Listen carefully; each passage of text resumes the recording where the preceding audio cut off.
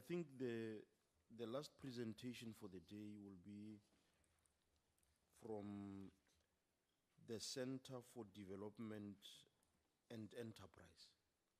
I hope that is the correct title. Center for Development and Enterprise. Okay. Yes, ma'am.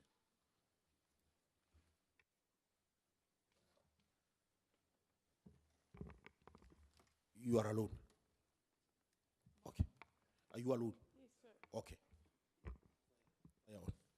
Well, thank you very much, Mr. Chairman and honourable members, for the opportunity to address you. I think you've probably had your fill of lawyers and bankers, and I know you have spent a lot of time listening to frustrated South Africans with our land reform program. I come to you as a development organisation and a development expert, and that's the perspective from which I will try and make a contribution today. So South Africa is a country with 50% of its population living in poverty, with probably the deepest unemployment crisis of any country that we know of.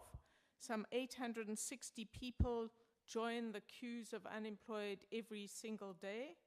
And we're a country with tremendous inequality.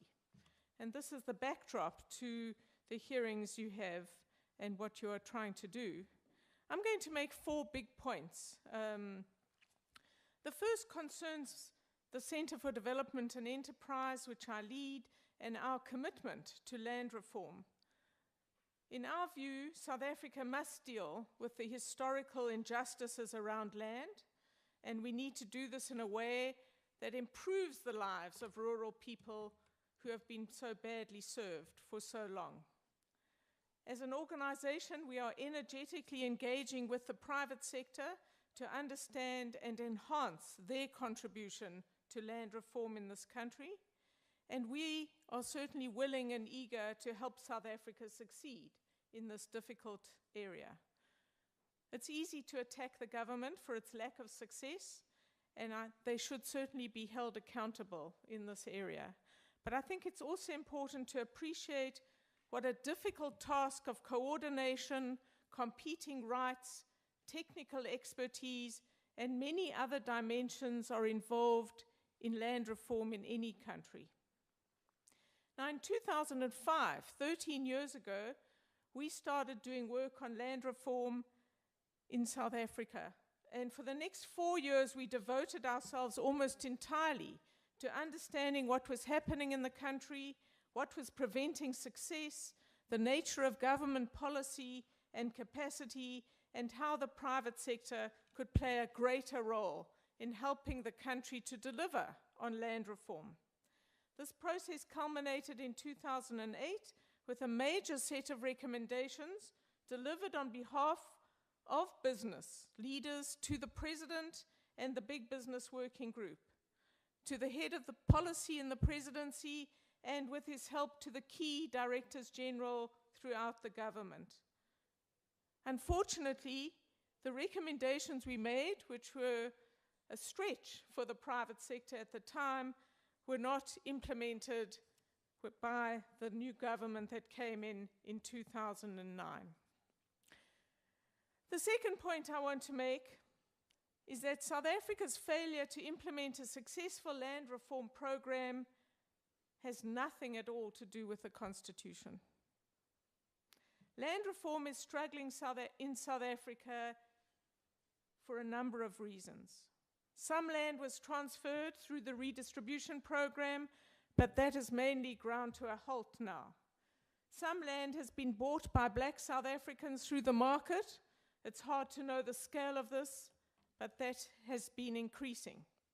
The restitution program has helped some communities get their land back and given cash to many others through their choice, I might add, but through bad management and policy choices, this area of restitution has now become an enormous and unmanageable situation that needs urgent intervention, else it will take decades and decades to resolve.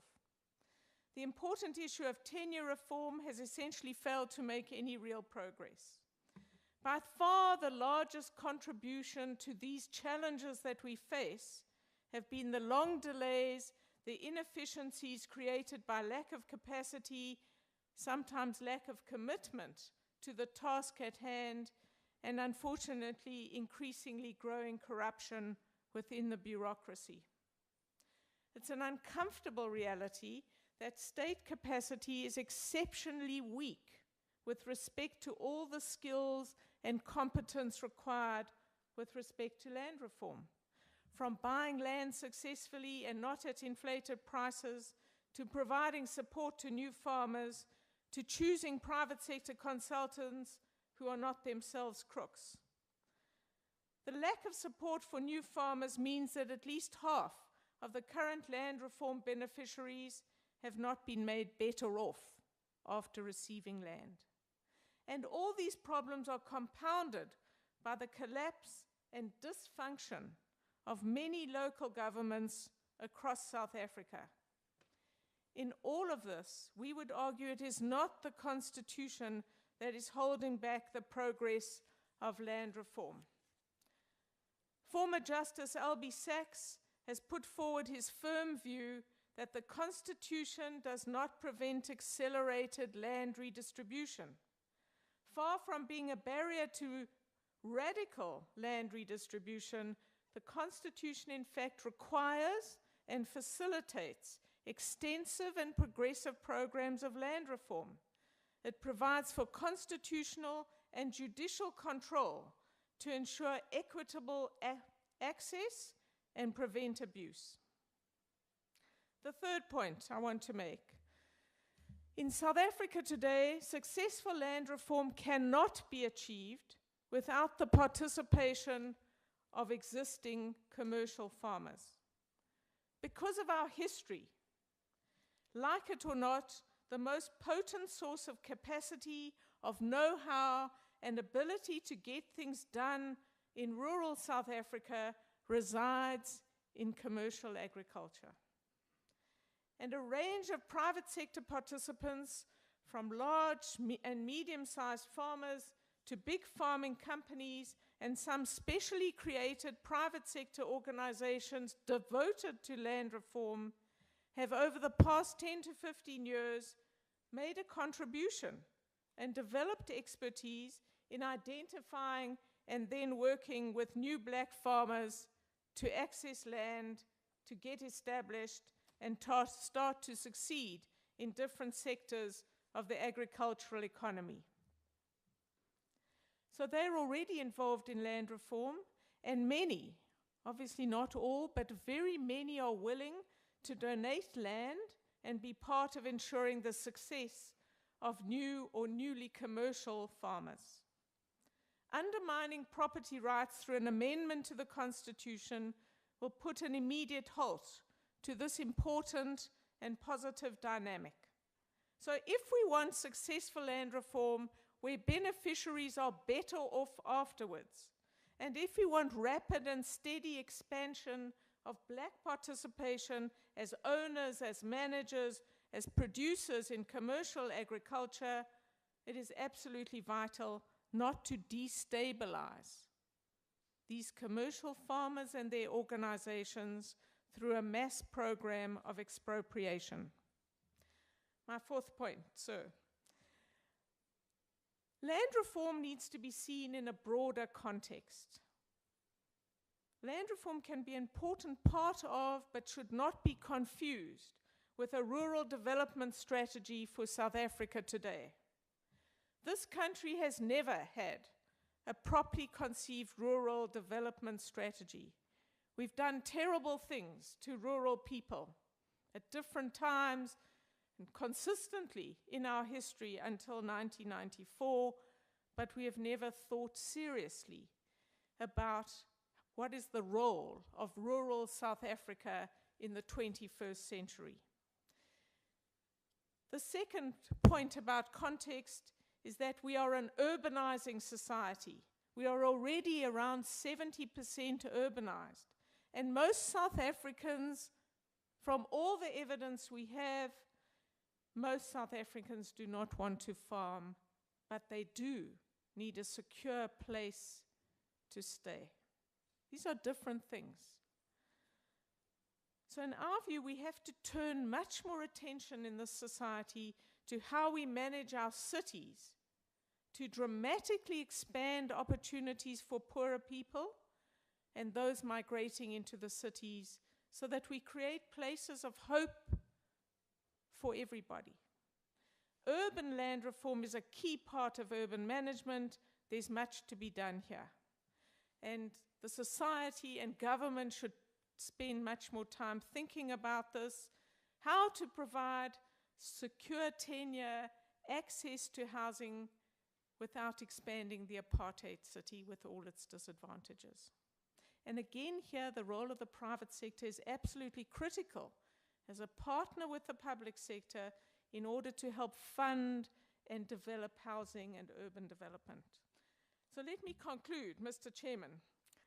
In our view, South Africa needs increased investment in agriculture, in our cities and across the country. This can only happen if the private sector is incentivized to invest. It's important to note that some of the most important of our 4 investment ambassadors... Actually, your time is... 2 seconds, sir. Our investment ambassadors have noted the difficulty of attracting investment domestically and overseas if property rights are on the table and a constitutional amendment is being thought of. Thank you very much. Thank you very much. Members, there you have the presentation. Can we engage? Honorable Mkweli, Honorable Filtani, Honorable Biek, Honorable Swart. So, Honorable Smith, sorry. Honorable Mkweli. Thank you, Chair. Page 2 of your presentation,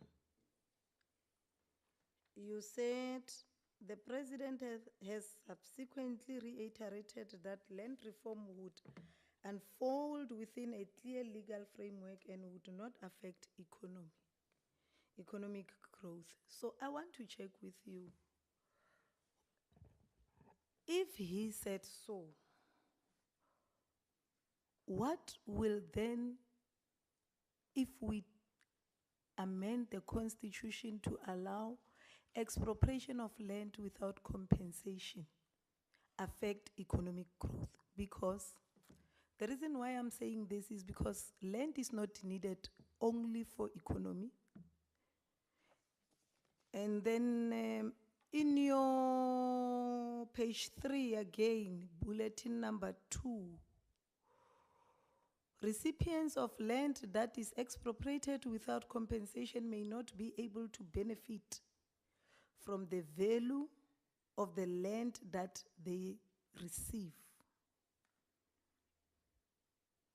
Why are you saying that? Why are you saying they won't benefit? What is land in your opinion? Is land a object that is only used for economy, or is land a dignity?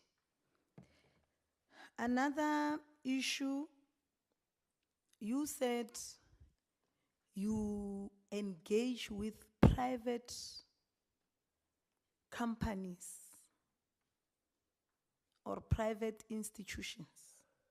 So what makes you think that if we want our land, because we have never engaged with those communities that were dispossessed of their land, what then make you think that the only thing that we want to use land is only for agricultural purposes?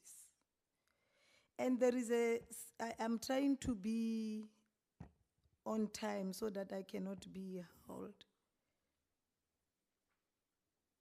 There is another point where you said there is evidence that most rural South Africans do not want to become farmers. The vast majority of people want a secure place to stay and access to employment. The nature, location, and volume of land hunger, let me leave that. So in your mind, mind, right? You think that the dispossessed, the only thing that they can think of is to work. There's nothing beyond employment. We cannot have access to land because we are lazy in thinking. And if we access this land as the majority, the economy will be affected. Now, in your thinking capacity, because you have made it clear that you have never engaged with the people, you only engage with private sectors. People will only need a place to stay. Stereotype, after staying, they go to town, they go to a madam or bus and work and go home. That is what you think of us. You don't think any other thing that is better than that. Thank you very much. Honorable Filjan. Thank you, Chair. My understanding of economy, I've never done economics, but my understanding of economy is that it's got two sides that drive it: the supplier and the consumer. And that's my point of departure.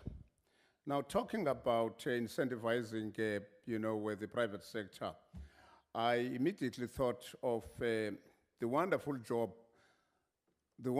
growth that our economy would enjoy if more people had more land on which building could take place. Compare a house in any suburb in South Africa, the size of that house, with the size of a shack. And can you imagine the labor that is involved in building a house, the amount of material, the consumption of materials, the labor, and so on.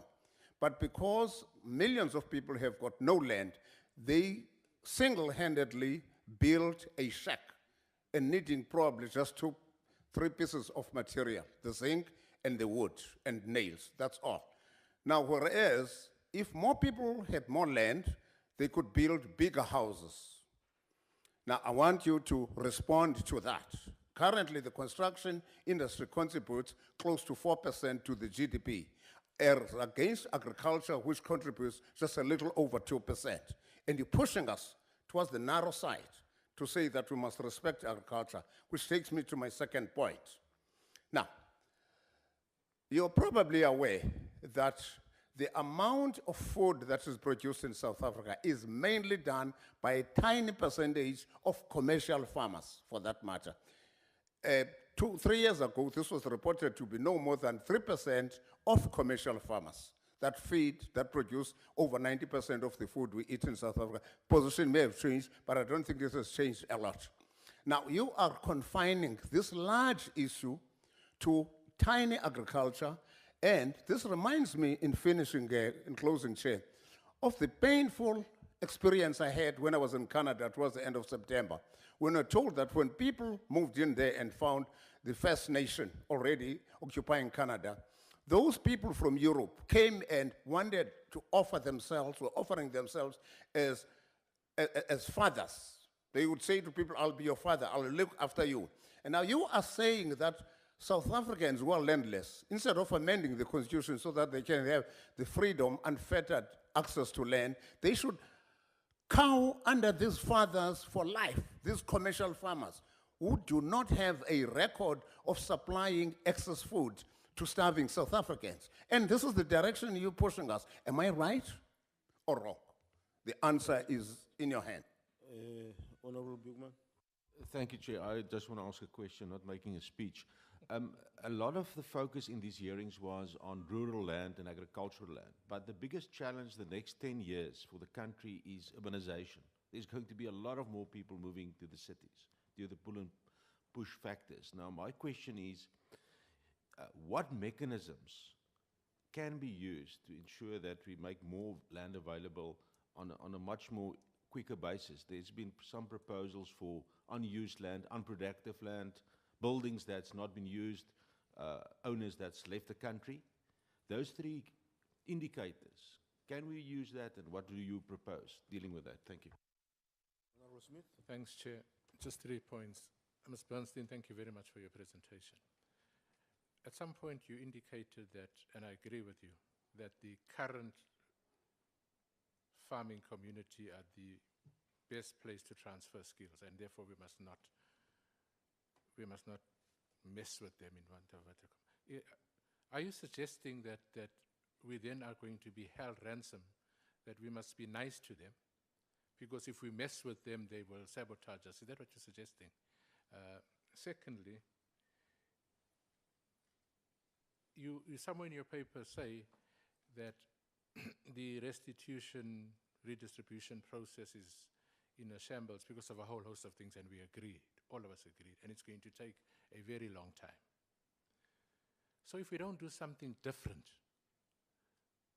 must our people, all people, wait for this very long time that you are suggesting is going to happen? Because I'm asking that question because we know that land has been the source of intergenerational wealth. So some people must wait for a very long time because of something that's not their fault. And therefore, this intergenerational wealth is going to be denied of them.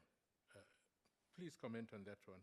And then the third point that I want to make, ma'am, and let's assume we all agree with what you are saying, that the Constitution in its current form doesn't impede. Is there any harm in putting a sentence that makes it very explicit and uncontestable? Is there any harm in doing that? Because we're not changing it, we are just emphasizing what is already there. Ngiyabonga, Chairperson. Thank you very much. Ma'am, you can respond. Thank you very much, Mr. Chairman, and some important questions. Look, there are different land needs across South Africa as we see them. There are some communities that, because of apartheid, are in very crowded circumstances, and people would like to farm and are able to farm, and they need access to more land. So there are pockets of those, we should identify those. There are people who, there are parts of the former Bantustan areas that used to be incredibly crowded, that now, because of urbanization, there is land lying fallow. We've just published an article today by 2 noted historians who have done intensive research demonstrating this, which was news to me. So I think that's important as well. Why is it fallow? What prevents people using this land? What is going on? I don't claim to know. So I think there are different land needs across the country, and that will play out in different ways. On the other hand, if you think of the urban land need, which the President has also said is more compelling in some ways, and I agree with that, I think we've got to think about this in a number of ways. So there are people in the inner cities of the big metros where individuals and private sector funding are leading to greater density in traditionally one-family household sort of suburbs. We're getting 30 people on a plot. We're getting landlord entrepreneurs doing this. We need to encourage this, and we need to support it with whatever public services are required.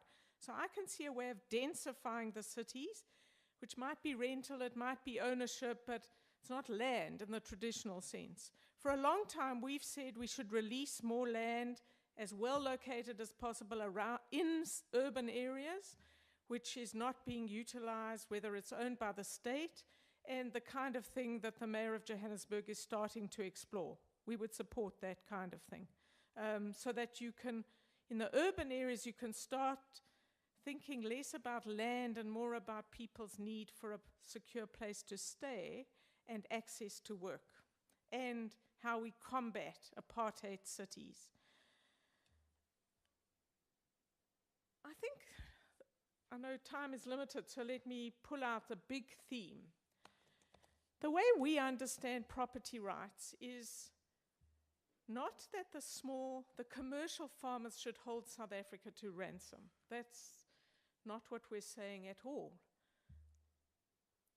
I think if you read the submission of BASA, the Banking Association of South Africa, and if you think back to what Mike Brown of Nedbank was saying and BASA was saying, they're saying that you touch property rights so that it might be a perception, so that people feel they're insecure.